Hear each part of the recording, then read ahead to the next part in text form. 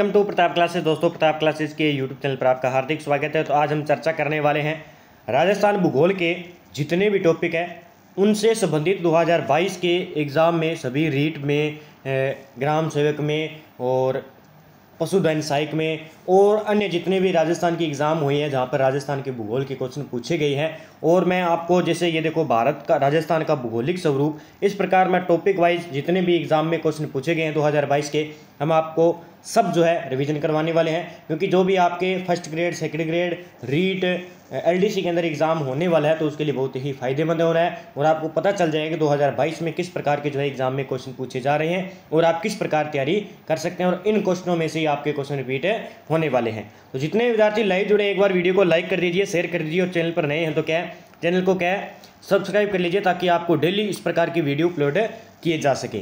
तो बात करते हैं आज के क्वेश्चनों की और इसकी पीडीएफ आपको हमारे प्रताप क्लासेस नाम से टेलीग्राम चैनल पर उपलब्ध हो जाती है और डिस्क्रिप्शन में, यूट्यूब के डिस्क्रिप्शन में आपको टेलीग्राम का लिंक मिल जाएगा, वहां से ज्वाइन कर आप पीडीएफ प्राप्त कर सकते हैं। तो बात करते हैं आज के पहले क्वेश्चन की। राजस्थान में अरावली पर्वतमाला किस दिशा में विस्तृत है? बहुत अच्छा क्वेश्चन है। दक्षिण पश्चिम से उत्तर पूर्व की ओर है। आपको पता है दक्षिण पश्चिम गुजरात के खेड़ ब्रह्मा से शुरुआत होती है और उत्तर पूर्व की बात करें तो खेतड़ी, संगाना, झुंझुनू तक जो है इसकी राजस्थान में विस्तृत है। ठीक है। और इसकी सबसे ऊंची चोटी कौन सी है? गुरु शिखर 1722 मीटर और इसकी पर्वत श्रृंखला की लंबाई है 692 किलोमीटर और राजस्थान में कितनी है? 550 किलोमीटर। ये आपको याद रखना है। और समुद्र तल से पूछा जाता है 930 मीटर, तो इसकी ऊंचाई है, ये आपको याद रखना है। आगे क्वेश्चन पूछा गया था, निम्नलिखित में से किस राज्य की सीमा राजस्थान के साथ साझा नहीं है? पंजाब, उत्तर प्रदेश, हरियाणा, दिल्ली। ये क्वेश्चन पूछा गया था पशुधन सहायक 2022 के अंदर। दिल्ली आपको पता नहीं लगता है। पंजाब की सीमा लगती है 89 किलोमीटर। दो राज्य लगते हैं इसके राजस्थान के, दो जिले लगते हैं राजस्थान के और पंजाब के दो जिले राजस्थान के साथ लगते हैं। उत्तर प्रदेश के साथ 877 किलोमीटर लगती है। दो जिले उत्तर प्रदेश के लगते हैं और दो ही जिले राजस्थान के लगते हैं समीप में। हरियाणा की बात करें 1262 किलोमीटर लगती है और दिल्ली की सीमा नहीं लगती है। तो 7 जिले हरियाणा के लगते हैं और 7 जिले ही राजस्थान के लगते हैं। आगे हम चर्चा करेंगे, बनास बेसिन राजस्थान के किस भौगोलिक विभाजन का हिस्सा है? बनास बेसिन राजस्थान के किस भौगोलिक विभाजन का हिस्सा है? तो ये पूर्वी मैदान का, आपको पता है बनास नदी कहाँ पे बहती है? पूर्वी के साइड बहती है, तो पूर्वी मैदान का हिस्सा है। और ये पशुधन सहायक 2022 में पूछा गया था। ये देखो कंप्यूटर निर्देशक में पूछा गया था। निम्नलिखित को सम्मिलित करना है आपको। अक्षांश बताया गया है, बांसवाड़ा 23 डिग्री 3 मिनट उत्तरी अक्षांश पर है। जैसलमेर 69 डिग्री 30 मिनट पूर्व पर है। धौलपुर की बात करें 78 डिग्री 17 मिनट पूर्व पर है और गंगानगर 30 डिग्री 12 मिनट उत्तर ध्रुव। तो इस प्रकार के क्वेश्चन पूछे जा रहे हैं, इसकी ये सभी सुमेलित और ये याद कर लेना।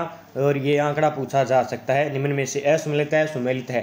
तो देखिए बांसवाड़ा 23 डिग्री 3 मिनट उत्तर पर स्थित है, आपको पता है। जैसलमेर 69 डिग्री 30 मिनट पूर्वी पर स्थापित है।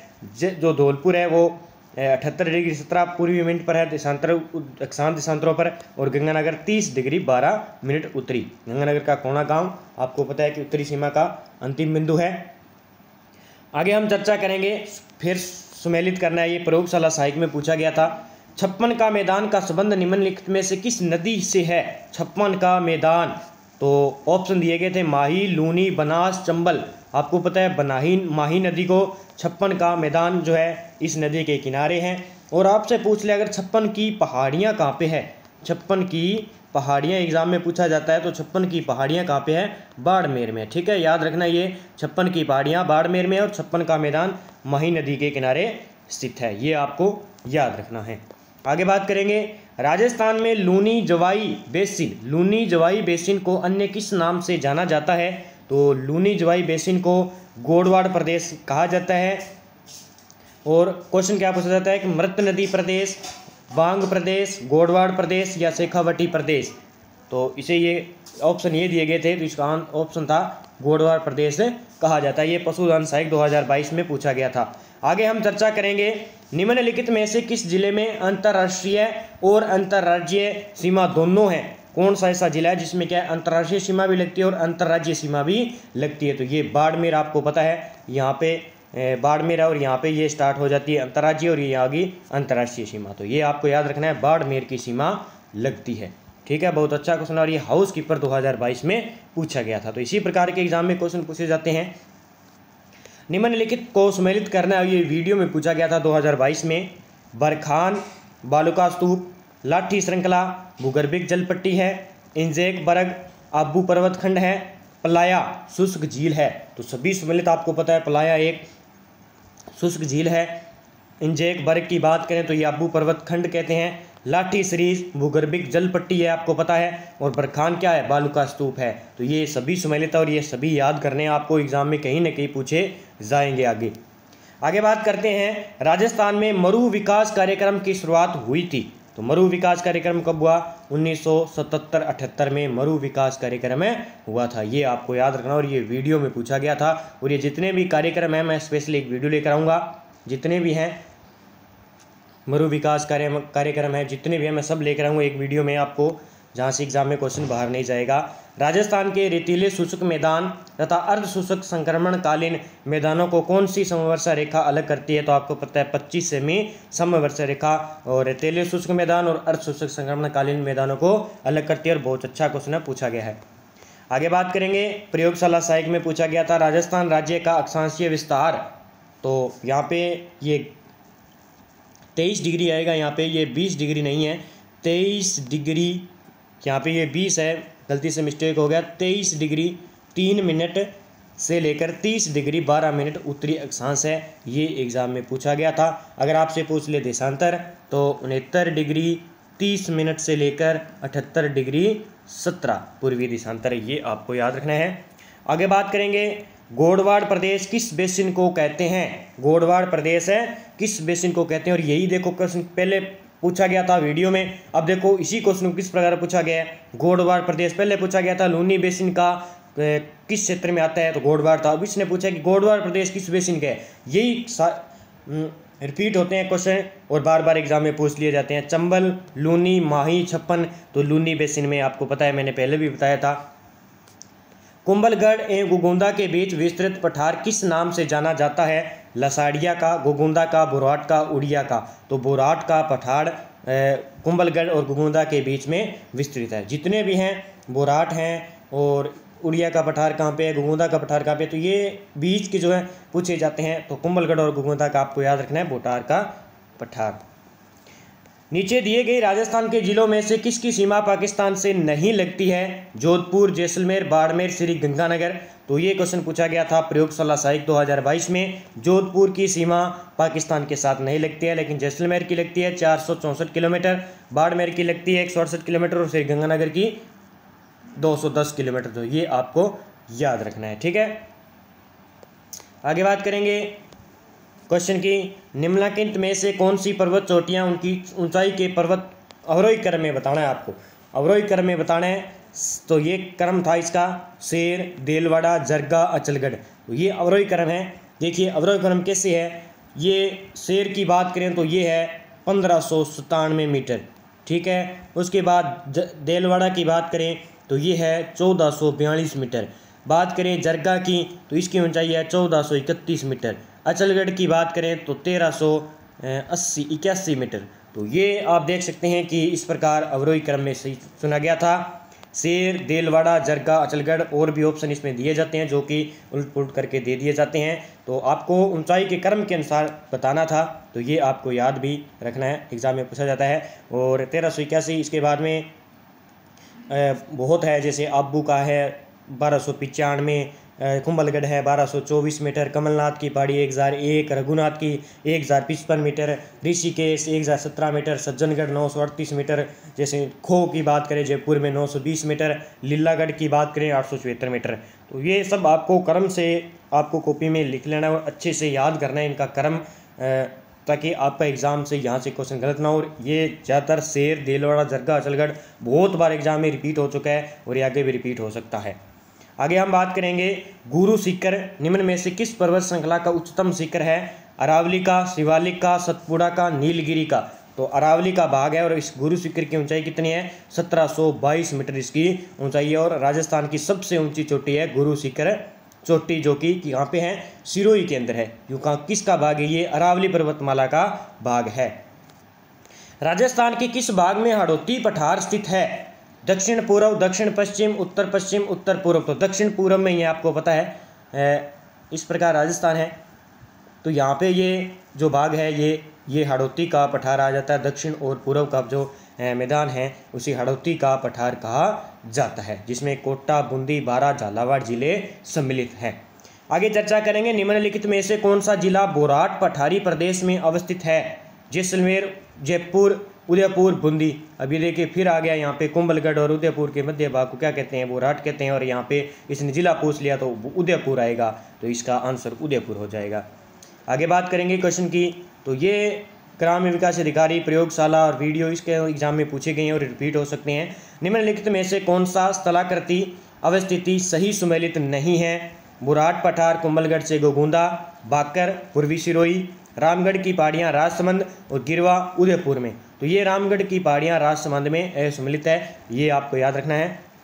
बोराट का पठार कुंभलगढ़ से गोगुंदा के बीच में है और गोगुंदा कहाँ पे? उदयपुर में। और बाकर किसे कहते हैं? पूर्वी सिरोही के जो मैदान उन्हें बाकर कहते हैं। रामगढ़ की पहाड़ियाँ राजसमंद में नहीं है। इसका जवाब आप कमेंट बॉक्स में दिए कि रामगढ़ की पहाड़ियाँ किस जिले में स्थित है? गिरवा की पहाड़ियाँ उदयपुर के अंदर स्थित है। तो इसका आंसर 3 गलत हो जाएगा। आगे बात करेंगे, कुंभलगढ़ और गोगुंदा के मध्य स्थित पठार को बोराट कहते हैं। ये देखिए कितनी बार क्वेश्चन आ गया है, कितनी बार ये एसआई एग्जाम 2021 में पूछा गया था, ये ग्राम सेवक में पूछा जा रहा है, वो यही क्वेश्चन रिपीट होते जा रहे हैं। तो आपको इन्हीं क्वेश्चनों को बार बार पढ़ना है। राजस्थान में निम्नलिखित में से कौन सा एक बालुका स्तूप का प्रकार नहीं है? तो इसमें थल्ली नहीं था, ये आपको याद रखना है। ये ग्राम से आगे गग्गर का मैदान स्थित है, तो ये मानगढ़ और आपको पता है गंगानगर और मानगढ़ जिले में स्थित है। ये जेल परेड में पूछा गया था। आगे हम बात करेंगे मानसून तंत्र व जलवायु से कौन कौन से 2022 में एग्जाम में पूछे गए थे। निम्नलिखित जलवायु प्रदेशों व जिलों को सम्मिलित करना है। जैसलमेर, जयपुर, सवाई माधोपुर, झालावाड़। तो जैसलमेर में शुष्क आपको पता है, जयपुर में उप आर्द्र जलवायु पाई जाती है, सवाई माधोपुर में आर्द्र जलवायु पाई जाती है और झालावाड़ में अति आर्द्र जलवायु पाई जाती है। तो ये सभी सम्मिलित है और ये रीट में पूछा गया था, ठीक है। रीट लेवल सेकंड के अंदर 2022 सेकंड पूछा गया था। या आगे बात करें, कोपेन वर्गीकरण का निम्नलिखित में से कौन सा कोड झालावाड़ जिले की जलवायु को निरूपित करता है? तो बहुत अच्छा क्वेश्चन है। तो AW आपको पता है अति आर्द्र जलवायु जो है यहाँ पे होगी, तो इसका आंसर AW हो जाएगा। झालावाड़ आपको याद रखना है, कोटा झालावाड़ जिले की जलवायु को निरूपित करती है, ठीक है। कोड है ये झालावाड़ का, तो AW याद कर लेना, ये प्रयोगशाला 2022 में पूछी गई हैं। कोपेन के जलवायु वर्गीकरण के अनुसार राजस्थान का कौन सा क्षेत्र AW प्रकार की जलवायु का अनुभव करता है? ये देखिए सबसे दक्षिणी क्षेत्र झालावाड़। तो पहले किस प्रकार पूछा, इसने किस प्रकार पूछा, वही घिसे पीटे सवाल रिपीट करके उन्हीं क्वेश्चनों को वापस डाल देते हैं, क्योंकि इससे ज़्यादा अब आपको पता चल जाएगा कि कौन से टॉपिक से किस प्रकार क्वेश्चन बार बार इस प्रकार ही उठाए जा रहे हैं, हमें किस प्रकार तैयारी करनी है। इससे हमें ये पता चलता है जब हम पिछले क्वेश्चनों का रिवीजन करते हैं तब। तो जितने विद्यार्थी चैनल पर जुड़े हैं तो वीडियो को एक बार लाइक कर दीजिए और शेयर कर दीजिए और चैनल को सब्सक्राइब कर लीजिए ताकि आपको डेली इस प्रकार की वीडियो उपलब्ध हो सके। निम्नलिखित में से कौन सा युग्म सुमेलित नहीं है? तो इसमें ऑप्शन नहीं है, लेकिन मैं आपको बता देता हूँ। EAD जलवायु प्रदेश पूर्वी राजस्थान, ये इसमें सुमेलित नहीं था, तो ऑप्शन नहीं है। तो ये कंप्यूटर निर्देशक में पूछा गया था, ठीक है। कोपेन का जलवायु वर्गीकरण अच्छी तरह से याद करना है आपको। राजस्थान में पश्चिमी विक्षोभों से वर्षा किन महीनों में होती है? तो दिसंबर और जनवरी में, और ये याद ही कर लेना, पक्का पूछा जाता है दिसंबर और जनवरी में। अब हम बात करेंगे नदियों से रिलेटेड कौन से एग्जाम में पूछे गए हैं? बांधों से, एनीकट से, जल संरक्षण से।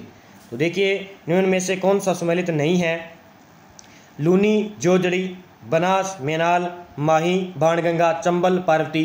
तो माही की नदी, सहायक नदी बाणगंगा नहीं है, ये सम्मिलित नहीं है और रीट के अंदर पूछा गया था। आगे बात करेंगे, निम्न में से अरब सागरीय अपवाह तंत्र का उदाहरण है? जोजड़ी, बांडी, जोवाई। तो ये तीनों ही हैं, जोजड़ी है, बांडी और जोवाई है। पिछोला झील का निर्माण किस शासक के समय हुआ था? तो महाराणा लाखा के द्वारा करवाया गया था। आपको पता है पिछोला झील का निर्माण जो कि कहाँ पे है? उदयपुर के अंदर है पिछोला झील। नटनी का चबूतरा पिछोला झील उदयपुर में स्थित है। राजस्थान के शुष्क एवं अर्धशुष्क क्षेत्रों में पालर पानी शब्द किसके लिए प्रयुक्त हुआ है? तो ये वर्षा जल के अंदर और ये रीट के अंदर पूछा गया था। पालर पानी याद कर लेना, वर्षा से रिलेटेड है, ठीक है। आगे बात करेंगे, जिला एवं परियोजना के संदर्भ में कौन सा कथन सही नहीं है? चित्तौड़गढ़, राणा प्रताप सागर बांध, अजमेर बिसलपुर परियोजना, उदयपुर मानसी वाकल परियोजना, प्रतापगढ़ जाखम परियोजना। तो इसमें असम्मिलित नहीं है, सही नहीं है। तो अजमेर में बिसलपुर परियोजना, ये टोंक के अंदर है, ये आपको याद रखना है। बनास नदी के ऊपर टोंक के अंदर है ये बिसलपुर योजना। चित्तौड़गढ़ में राणा प्रताप सागर बांध है, आपको पता है। उदयपुर में मानसी वाकल परियोजना है। प्रतापगढ़ में जाखम परियोजना है। ये अजमेर में नहीं है बिसल परियोजना। आगे बात करेंगे, नाग पहाड़ राजस्थान के किस जिले में है? अजमेर में है, जहाँ से लूनी नदी का उद्गम होता है। ये आपको याद रखना है। इसी प्रकार के क्वेश्चन पूछे जा रहे हैं। पंचपदरा राजस्थान के किस जिले में स्थित खारे पानी की झील है? बाड़मेर में है। ये आपको याद रखना है, पंचपदरा झील बाड़मेर में है। निम्नलिखित में से कौन सी नदी राजस्थान से होकर नहीं बहती? रूपारेल, माही, ताप्ती, लूनी। तो देखिए ताप्ती यहाँ पे नहीं बहती है राजस्थान में, ये भारत के अंदर महाराष्ट्र इन राज्यों में जो है बहती है ताप्ती नदी। तो रूपारेल बहती है, लूनी बहती है, माही नदी बहती है। ठीक है, ये बहुत आसान सा क्वेश्चन था। मेजा बांध कौन सी नदी पर स्थित है? मेजा बांध कौन सी नदी पर? तो ये मेजा बांध जो है कोठारी नदी पर स्थित है। कहाँ पे है? कोठारी नदी के ऊपर स्थित है। कोठारी नदी, मेजा बांध, ये आपको याद कर लेना है। कोठारी मेजा बांध, कोठारी नदी मेजा बांध पर स्थित है।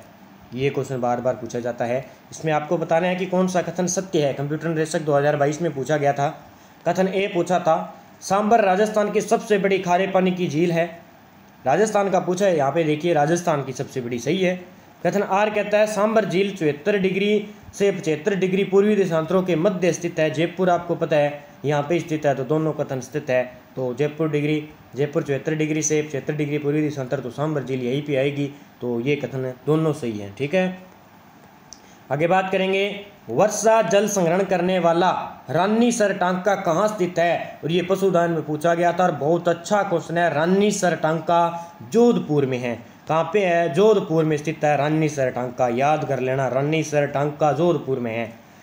बजाज सागर बांध किस नदी पर बना है? तो बजाज सागर बांध कहाँ पे है? माही नदी पर बना है। ठीक है, माही नदी पे बना है। आगे बात करेंगे, निम्न में से कौन सी एक मीठे पानी की झील नहीं है?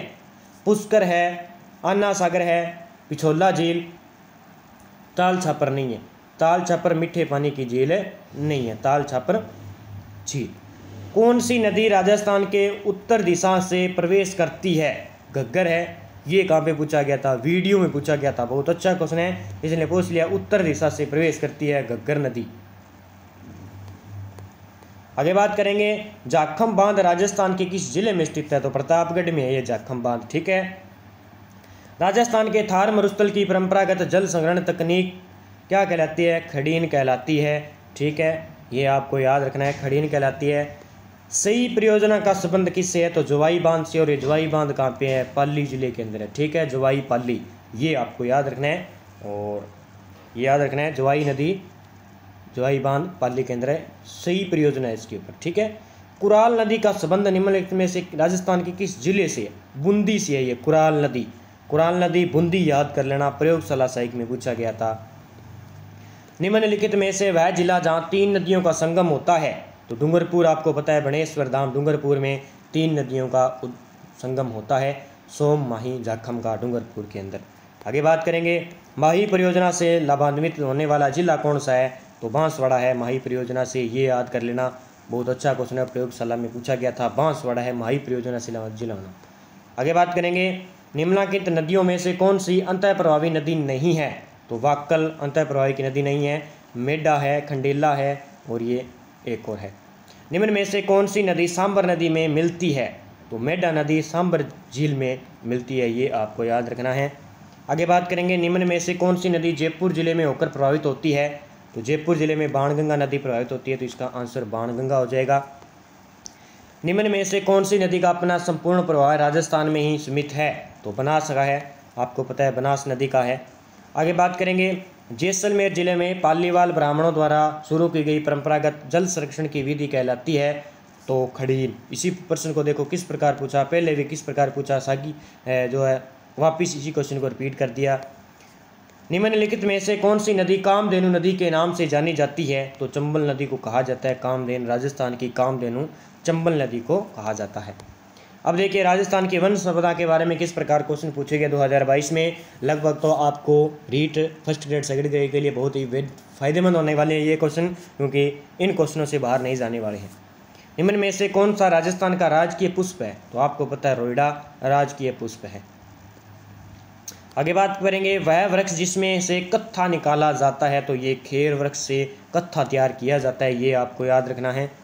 निम्नलिखित में से कौन सा राजस्थान का राज्य वृक्ष है? तो खेजड़ी है राज्य वृक्ष, जिसे राजस्थान का कल्प वृक्ष भी कहा जाता है। मैं आपको तथ्य ज़्यादा नहीं बताऊंगा क्योंकि क्वेश्चन ज़्यादा है, इसलिए वीडियो थोड़ा लंबा हो जाएगा, इसलिए मैं जो क्वेश्चन आए हैं उनसे ही चर्चा कर रहा हूँ। कौन सी श्रेणी प्रशासनिक दृष्टि से राजस्थान के वनों की श्रेणी में नहीं है?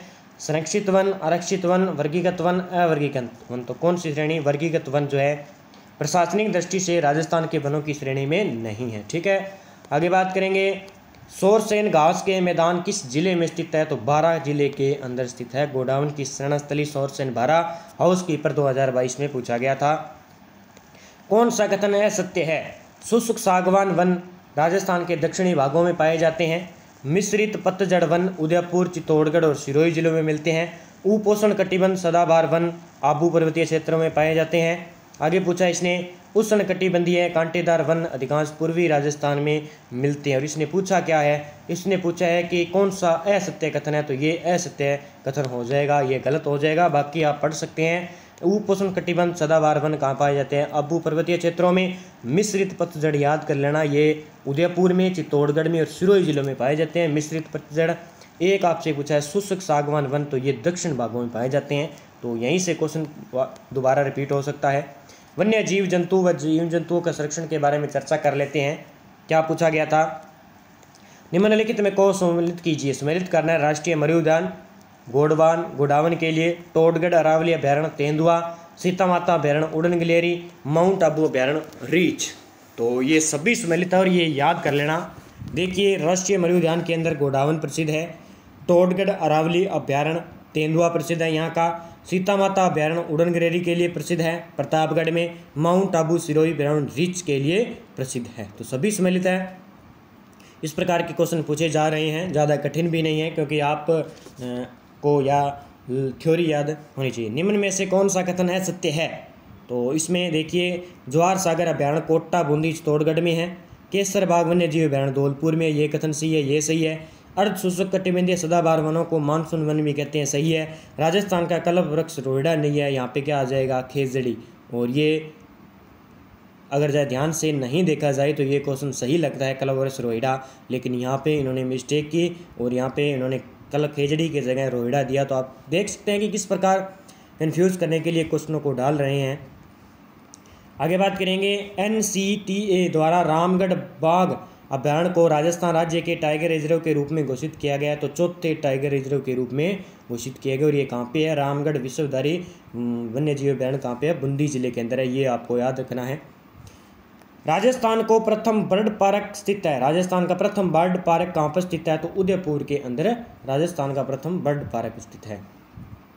आगे बात करेंगे निम्नलिखित में से किस जिले में राजस्थान का कुल वन आच्छादित क्षेत्र सबसे अधिक है? उदयपुर, पाली, बारां, अजमेर में। तो उदयपुर के अंदर है। क्या पूछा है? राजस्थान का कुल वन आच्छादित क्षेत्र उदयपुर में, ये याद कर लेना, कंप्यूटर देशक 2022 में पूछा गया था। निम्नलिखित में से कौन सा अभ्यारण्य करौली जिले में स्थित है? तो केला देवी आपको पता है बंदबारेठा भरतपुर के अंदर है, गजनेर बीकानेर में है, शोरसेन बारां में स्थान है ये।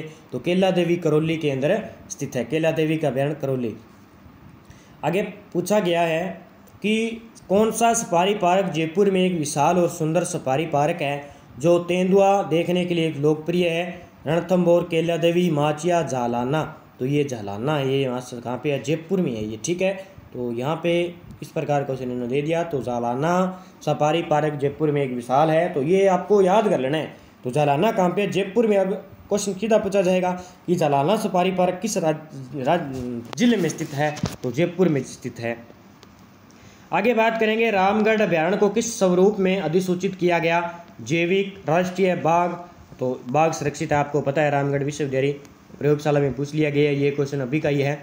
विश्व जैव विविधता दिवस कब मनाया जाता है? तो ये 22 मई को विश्व जैव विविधता दिवस मनाया जाता है। और ये रीट वाले जो है, रीट लेवल फर्स्ट वाले, तो यहाँ से क्वेश्चन उठ सकता है ये जैव विविधता वाला 22 मई को। प्रोजेक्ट टाइगर वर्ष कब प्रारंभ किया गया था? 1973 में ही है, ये भी याद करना, बहुत बार एग्जाम में पूछा जाता है। प्रोजेक्ट टाइगर वर्ष 1973। आगे बात करेंगे निम्नलिखित में कौन सा सम्मिलित नहीं है। ताल छापर चूरू में है, राम सागर धौलपुर सज्जनगढ़ उदयपुर में है, शेरगढ़ बारां के अंदर है। तो इसका जो सही आंसर हो जाए, सही हो नहीं होगा शेरगढ़। ये शेरगढ़ सिरोही में नहीं है, ये कहाँ पे है, बारां में है। ठीक है, शेरगढ़ अभ्यारण्य है, ये कहाँ पे है, शेरगढ़ अभ्यारण्य परवन नदी के ऊपर है, बारां के अंदर। सज्जनगढ़ उदयपुर में है, रामसागर धौलपुर में है। ठीक है, आगे बात करेंगे मृदाएं मिट्टी से संबंधित कौन कौन से क्वेश्चन पूछे गए थे। राजस्थान के किन जिलों में लाल व पीली मृदा पाई जाती है। तो सिरोही में पाई जाती है, अक्सर आपको पता है लाल व पीली मृदा सिरोही जिले में पाई जाती है। आगे बात करेंगे निम्न में से कौन सी पर्यावरणीय समस्या रेंगती मृत्यु कहलाती है। मृदा प्रदन आपको पता है, रेंगती मृत्यु। देखो किस प्रकार इन्होंने शब्द उठाया है, बहुत अच्छा शब्द है। रेंगती मृत्यु मृदा अपर्दन से रिलेटेड है, ये याद कर लेना शब्द। मृदा के जीवन वर्गीकरण के अनुसार राजस्थान में अल्फीसोल्स मृदा पाई जाती है। तो ये जयपुर, अलवर और कोटा में अल्फीसोल्स मिट्टी पाई जाती है।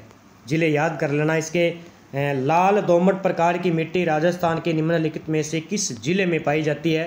तो बांसवाड़ा में पाई जाती है। कौन सी मिट्टी, लाल दोमट प्रकार की, लाल दोमट प्रकार की बांसवाड़ा जिले में पाई जाती है।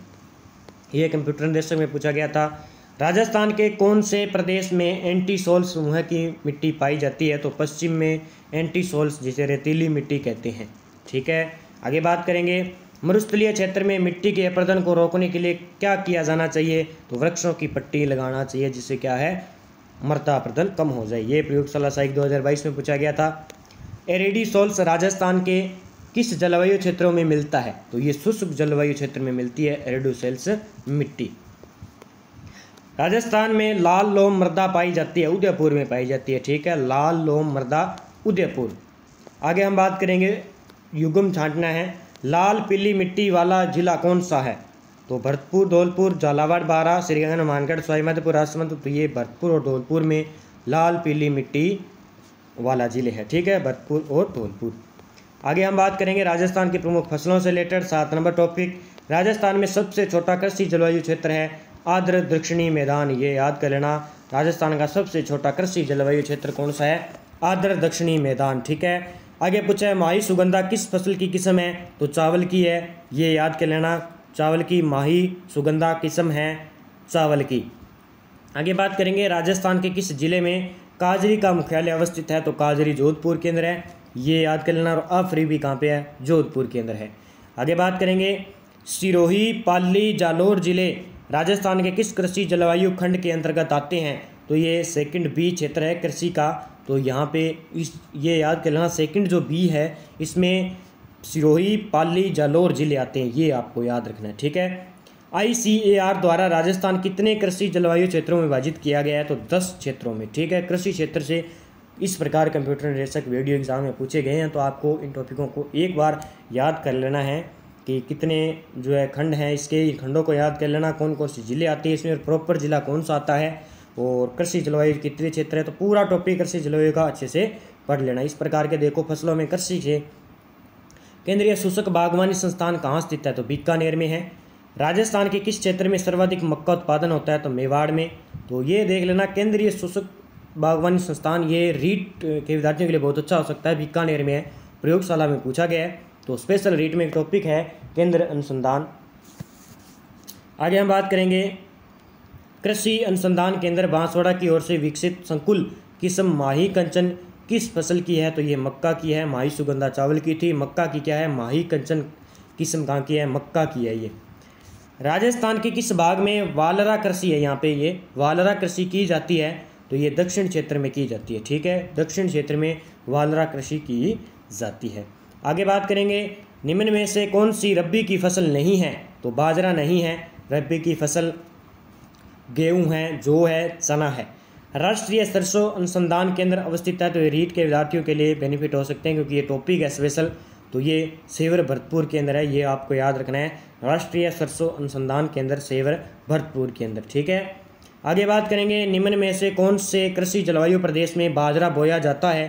तो आर्द्र शुष्क पर्वतीय मैदान में ही क्या है, बाजरा बोया जाता है, और बाजरे में राजस्थान का प्रथम स्थान है। ठीक है, राजस्थान में सबसे बड़ा कृषि जलवायु प्रदेश कौन सा है। तो IC यानी जिसे कहते हैं अति शुष्क आंशिक सिंचित क्षेत्र, ये आपको याद रखना है। निम्नलिखित फसलों में से किसे प्रादेशिक भाषा में नरमा कहा जाता है? तो कपास को कहा जाता है। ठीक है, ये याद कर लेना, बहुत अच्छा क्वेश्चन है। राजस्थान राज्य में कृषि गणना 2015-16 के अनुसार कुल पुरुष प्रचलित जोतों की संख्या कितनी है? 68.66 लाख है। ये आंकड़ा याद कर लेना, ग्राम विकास अधिकारी में पूछा गया था। तो कृषि से संबंधित आप जितने भी न्यूनतम आंकड़े हैं जरूर याद करें। राजस्थान में किसानों हेतु कृषि में आसानी से किए गए कृषक कल्याण कोष का गठन कब किया गया था? 16 दिसंबर 2019 की अपडेट है, तो इसको तो याद ही कर लेना, हो सकता है ये रिपीट हो जाए। कृषि कल्याण कोष 16 दिसंबर 2019 को गठन किया गया। अब देखिए जनसंख्या से रिलेटेड क्वेश्चन बात करते हैं हम। जनगणना 2011 के अनुसार राजस्थान में 0 से 6 वर्ष आयु वर्ग में न्यूनतम लिंगानुपात किस जिले का है? तो गंगानगर का है। कहाँ पे है? 0 से 6 आयु वर्ग के न्यूनतम लिंगानुपात गंगानगर जिले के अंदर है। कंप्यूटर निर्देश में पूछा गया था 2001 से 2011 की अवधि के दौरान गंगानगर जिले की जनसंख्या वृद्धि दर क्या है? 10.0% है गंगानगर जिले की जनसंख्या। 2011 की तुलना में 2001 की तुलना में 2011 की जनगणना के अनुसार राजस्थान के नगरीय क्षेत्रों में लिंगानुपात प्रति 1000 पुरुषों पर कितनी महिलाओं से बढ़ा है? तो इस प्रकार क्वेश्चन पूछे गए थे। आगे बात करेंगे धात्विक एवं धात्विक खनिज, तो सम्मिलित करना है हमें। तो सीसा, जस्ता, तांबा, जिप्सम, वोलेस्टोनाइट। तो देखिए सभी सम्मिलित है इसमें। सीसा जस्ता की बात करें तो बैटरी एमल, तांबा विद्युत तार का उपयोग होता है, जिप्सम में उर्वरक का प्रयोग होता है, वोलेस्टोनाइट में सिरेसिक का उपयोग होता है। तो ये आपको याद रखना है। ठीक है, आगे बात करेंगे मोरिजा बनोला खनन क्षेत्र निम्नलिखित में से किस खनिज के लिए प्रसिद्ध है? तो ये लोहा के लिए है। मोरिजा बनोला खनन लोहा के लिए। अब फिर सम्मिलित करना, इस प्रकार के खनिज से रिलेटेड क्वेश्चन पूछे जा रहे हैं। डेगाना, मांडो की पाल, झामर कोटड़ा, गोट, मांगलोद। तो सभी सम्मिलित है, ये याद कर लेना। डेगाना टंगस्टन के लिए प्रसिद्ध है और टंगस्टन का प्रयोग जो युद्ध बल्लभ का फिलामेंट बनाने के लिए किया जाता है। मांडो की पोल फ्लोफार्स के लिए, झामर कोटड़ा रॉक फॉस्फेट के लिए। ये तो इतनी बार एग्जाम में पूछा जाता है, ये बार बार एग्जाम में पूछा जाता है, बार बार। जो विद्यार्थी BSTC की तैयारी कर रहे हैं ना, उनके लिए तो बहुत ही बेस्ट हो सही है ये क्वेश्चन, बहुत ही बेस्ट। और यहाँ से क्वेश्चन बहुत आएंगे। गोट मांगलोद ये जिप्सम के लिए प्रसिद्ध है। ठीक है, आगे बात करेंगे कपूरड़ी खनन क्षेत्र राजस्थान के निम्नलिखित में से किस जिले में स्थित है? कपूरड़ी खनन, तो ये बाड़मेर में स्थित है। कहाँ पे? बाड़मेर जिले के अंदर स्थित है। आगे बात करेंगे रामपुरा गुच्चा, ये अगुचा गुलाबपुरा खनन क्षेत्र निम्नलिखित में से किस जिले में स्थित है? तो ये भीलवाड़ा में है। ये आपको याद रखना है। रामपुरा, अगुचा और गुलाबपुरा क्षेत्र भीलवाड़ा के अंदर स्थित है। आगे हम ऊर्जा से संबंधित क्वेश्चन की बात करेंगे। कौन से पूछे गए थे? राजस्थान में कौन से जिले भारत का सबसे बड़ा सोलर पार्क स्थापित किया? जोधपुर में। ये बहुत नवीनतम क्वेश्चन है और ये रिपीट होगा, आगे रीट में पूछा गया था। कौन सा राजस्थान का सबसे बड़ा तापीय विद्युत ग्रह है? तो सूरतगढ़ है, श्री गंगानगर जिले में है सूरतगढ़ तापीय विद्युत संयंत्र। रावत भाटा आणविक ऊर्जा संयंत्र निम्न में से किस जिले में अवस्थित है? तो ये चित्तौड़गढ़ जिले में अवस्थित है। कहाँ पे? चित्तौड़गढ़ जिले में अवस्थित है रावत भाटा आणविक ऊर्जा संयंत्र। राजस्थान की प्रथम पवन ऊर्जा परियोजना कौन सी है? अमर सागर पवन ऊर्जा परियोजना, ये जैसलमेर में है। अमर सागर पवन ऊर्जा संयंत्र प्रथम पवन ऊर्जा संयंत्र थी ये। ठीक है, आगे बात करेंगे निम्नलिखित में को सम्मिलित कीजिए और नीचे दिए कूटों को सम्मिलित करना है। बड़ला सोलर पार्क, अवशिष्ट ऊर्जा परियोजना, पवन ऊर्जा परियोजना, सौर ऊर्जा परियोजना, सभी सम्मिलित है। ये जितने भी असत्य कथन है आप कॉपी में चाहे लिख सकते हैं और यहाँ से क्वेश्चन बाहर नहीं जाने वाला है। तो सभी सत्य थे। बड़ला सोलर पार्क फलोदी जोधपुर में है। अवशिष्ट ऊर्जा परियोजना बालोतरा बाड़मेर में है। पवन ऊर्जा परियोजना देवगढ़ प्रतापगढ़ में है और सौर ऊर्जा परियोजना खींवसर नागौर के अंदर है। तो ये आपको याद रखने हैं, बहुत अच्छा क्वेश्चन है। आगे बात करेंगे राजस्थान के पर्यटन स्थल के से संबंधित कौन कौन से क्वेश्चन हैं। निम्न में को सम्मिलित करना है। ऊँट महोत्सव, मरु महोत्सव, पतंग महोत्सव, मेवाड़ महोत्सव। तो देखिए सभी सम्मिलित है। ऊँट महोत्सव बीकानेर में, मरु महोत्सव जैसलमेर में, पतंग महोत्सव जयपुर में और मेवाड़ महोत्सव उदयपुर में बनाया जाता है। ठीक है, आगे बात करेंगे यातायात के साधनों से रिलेटेड कौन से क्वेश्चन पूछे गए थे। निम्नलिखित में से राजस्थान में लंबाई की दृष्टि से सबसे छोटा राष्ट्रीय राजमार्ग कौन सा है? तो आपको NH71 भी पता है, ये याद रखना है आपको। BSTC की एग्जाम में पूछा जा सकता है। राजस्थान में स्वर्णिम चतुर्भुज निम्न में से किस शहर से निकाला है? तो उदयपुर से निकाला है। उत्तर पश्चिम रेलवे मंडल का मुख्यालय स्थित है जयपुर में है, उत्तर पश्चिम मंडल का, ये याद कर लेना। राजस्थान राज्य पथ परिवहन निगम की स्थापना किस वर्ष में हुई? तो 1964 में। ये याद कर लेना, राजस्थान राज्य पथ परिवहन निगम की स्थापना 1964 में। तो आज के जितने भी क्वेश्चन थे मैंने टॉपिक वाइज आपको कंप्लीट करवा दिए हैं। यातायात से संबंधित किस प्रकार 2022 के एग्जाम में पूछे गए हैं, जो आपके लिए फ़िलहाल 2022 में पूछे गए हैं, तो आपके लिए बेनिफिट हो सकते हैं ये सभी क्वेश्चन। और आपको पता भी चल जाएगा कि किस प्रकार के एग्ज़ाम में क्वेश्चन पूछे जा रहे हैं और हमें किस प्रकार की तैयारी करनी चाहिए। तो जो है पीछे वाले पेपरों का हल करके ही हम अपना जो है तैयारी कर सकते हैं कि किस प्रकार हमें तैयारी करनी है और किस प्रकार नहीं तैयारी करनी है। तो इसकी PDF आपको टेलीग्राम पर मिल जाएगी। जितने विद्यार्थी लाइव जुड़े एक बार वीडियो को लाइक कर दीजिए, शेयर कर दीजिए। तो जय हिंद, जय भारत दोस्तों। और इसी प्रकार आपको वीडियो मिलते जाएंगे और सभी विद्यार्थी जुड़े रहिए और अच्छे अच्छे आपको क्वेश्चन मिलते रहेंगे। तो जय हिंद, जय भारत दोस्तों।